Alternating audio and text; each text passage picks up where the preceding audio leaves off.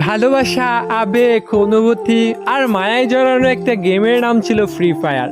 একটা সময় ছিল অবসর সময় কাটানোর জন্য আর বন্ধু বান্ধবদেরকে নিয়ে আড্ডা দেওয়ার জন্য সবচাইতে সহজ মাধ্যম ছিল এই গেমটি।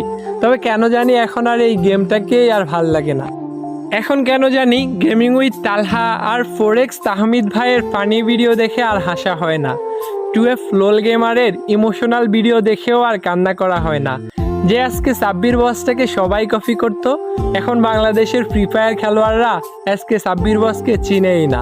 রক্সম্যান গেমিং, জুয়েল দা নুব গেমার, তারা আর আগের মতো ফ্রি ফায়ারের আননোন ফ্যাক্টস খুঁজে পায় না। ফ্রি ফায়ার কমিউনিটি নিয়ে এখন আর সাদিকুল ভাই আগের মতো রোস্টিং করে না। প্রো রুবেল আর বটলা নাহিদও আর এখন একসাথে গেম খেলে না। যেই নাইম আলম ভাইকে পুরো বিশ্বের মানুষে চিনত MP40 লিজেন্ড হিসেবে, সেই নাইম আলম ভাইকে এখন আর গেমে দেখা যায় না। কতদিন হয়ে গেছে গেমিং উইথ জিহাদ ভাইয়ের সেই বিখ্যাত ডায়লগ ভাই সাব দেখা হয় না তার ফানি সব কাস্টমগুলো।